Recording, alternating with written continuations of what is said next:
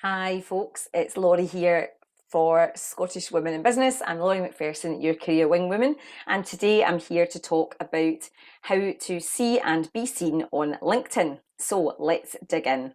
I'm just going to share my screen and let you have a little look at my LinkedIn. Just checking I'm on the right page. There we go.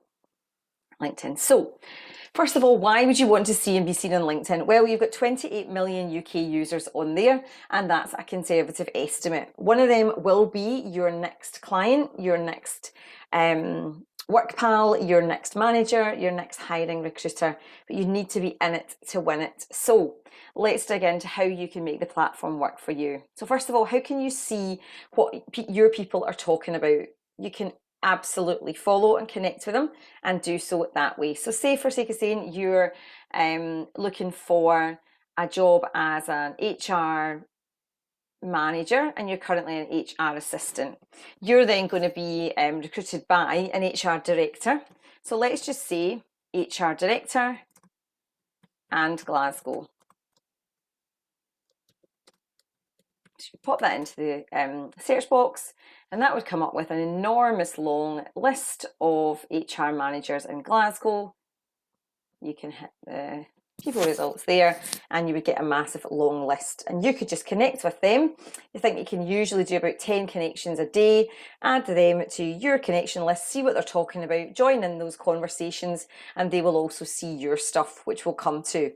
Now I need to surface something. I think at first when you start to use LinkedIn, you can feel like, why would I be connecting with people I don't know? I feel a bit like a creepy weirdo. It's completely fine. Everybody does.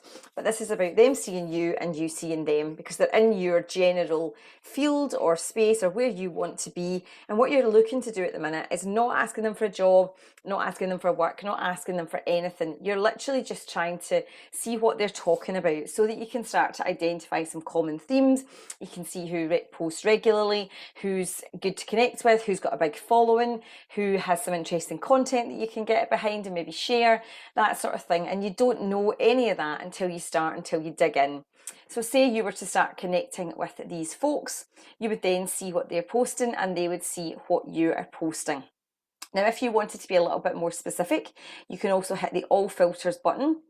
You can hit the connections and you could say second and third because you've already got your first on your front feed, and you could say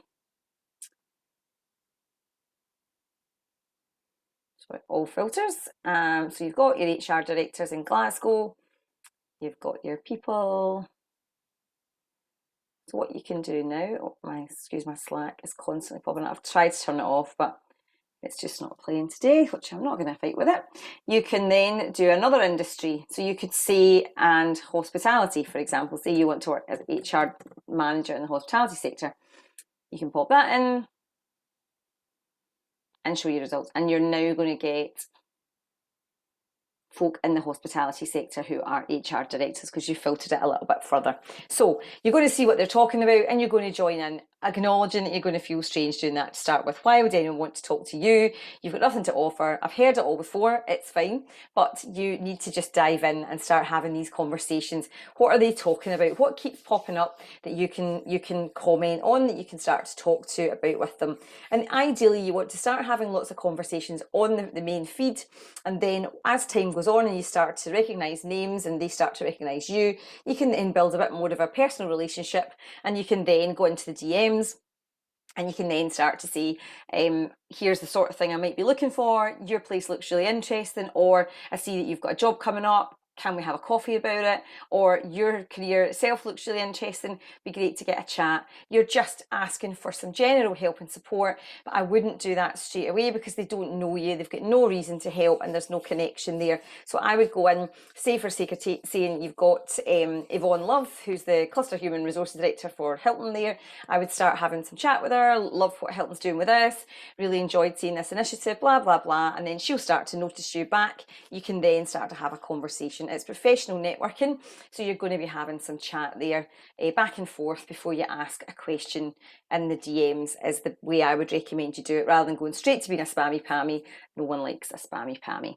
So you've done the bit about connecting with people. You do that every day. You can do 10 a day. Every month you can get 300, and that's not including folk who come to you. By commenting, they will then see your little start of your headline, and you want your headline to reflect where you want to go, not necessarily where you've been. So just to show what that looks like, when you comment on someone's post, they will see your start of your headline. Here's a great one about strikes. Valid reason.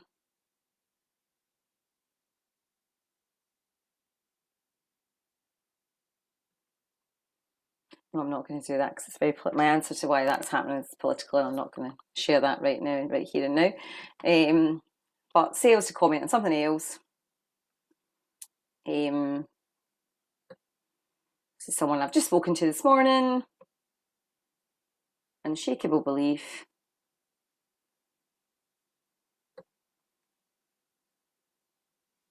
So I'm just going to comment.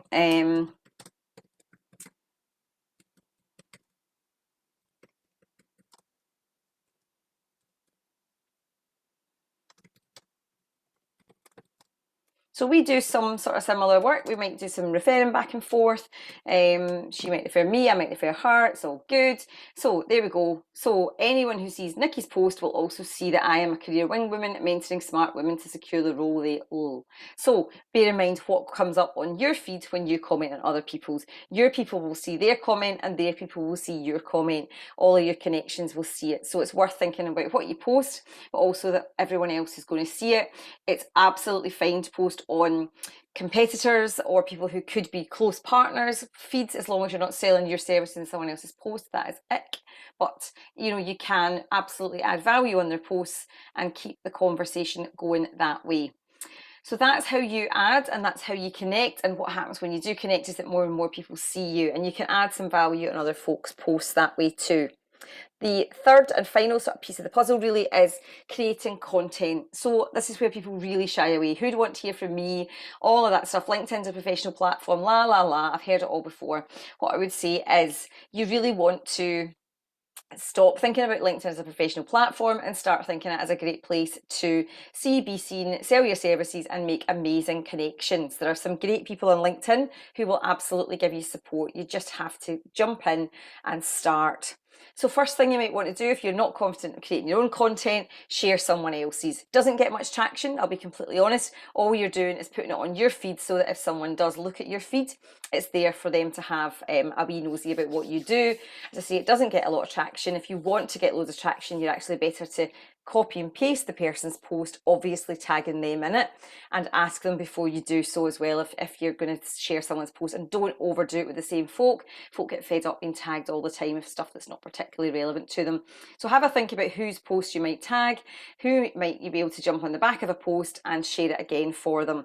So you just say mind of a share the post, or copy and paste it even better, put some links in below. Again, never sell your stuff in someone else's post that's selling their stuff because it's icky, and just have a think about how you post that out there.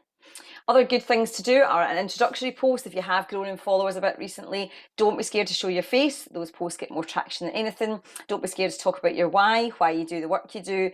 Don't be scared to show your kids, your dogs, your favourite food. LinkedIn is not for corporate callings anymore. It's for absolutely everyone to share what they do. So once you've done a little bit of that and introduce yourself to your folk, absolutely fine to do straight sales posts. Here's what I offer, to whom, and here's how you can get in touch with me. So who I do it for, who I do it with, how I do it, and how you can get in touch with me. All fine.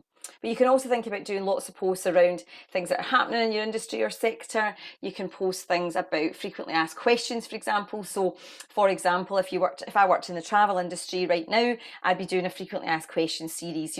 One of the things I'm getting asked every day is it worth paying for fast track? Yes, it absolutely is, and here's why. A few stories about some of the horrors at airports is worth paying, and I can organise that for you. DM me and I'll do it for you. Brilliant, done. Another travel question could be something like, what paperwork do I need now for travel. I know it keeps changing, but I haven't been abroad for the last 3 years. So what would I need to get into Spain? Yep, here you go. You don't actually need anything, or whatever the answer is. Think about frequently asked questions in your sector. Think about changing perceptions as well on their heads. So people who are in branding or marketing often say people think that branding is just a logo, but it's actually all about tone of voice, blah, blah, blah, blah. What is a commonly held perception in your industry, and how can you turn that on its head? And this is the same whether you're an employee or a business owner. If you're an employee, think about some of the things that people think about your sorts of person. So what are commonly held beliefs about HR people? You know, people think we spend all day in disciplinaries, but actually today I've been working on onboarding for 10 new employees who are putting through a great training called such and such. It's going to be with our fabulous trainers X and Y, and we're going to take them through this great program, Watch This Space. So think about making it engaging, think about telling some stories, think about what people want to hear. You can use video, you can use photo, you can use long form, you can use polls and questions, though don't overuse because it was done an awful lot of. You can upload from Canva a PDF to the document section. So when you're going to start a post, you can start your post, and then instead of your photo, you'll see here you can add a document. So that's a Canva doc. Just download however many pages you want, and that will act as a slider. They can actually go along. Great for sales pages where you've got, here's all the things I can do for you. Also great for, here's how I help in June, here's what I can do for you in July. You know, that sort of thing works really well. You've also got your featured section halfway down your page, which you can now just add a photo to if you don't want a whole post, or you can pin posts that you've already written. You can add them to that so that they stay. It's like pin and posts, I suppose, as well. Tons of other bits to get into about your about section, your headline, all of the above. But if you can start talking, have a decent headline that shows people what you do, to whom, and by what means, then you are laughing. You get a great start. And any more help or advice that you want about LinkedIn, get in touch. I had to plug away at my new business on LinkedIn when COVID started, and all the stuff I was doing was no longer relevant, and now I get about 40% of my business from the platform cold. So definitely worth doing, and that's all about seeing and being seen on LinkedIn.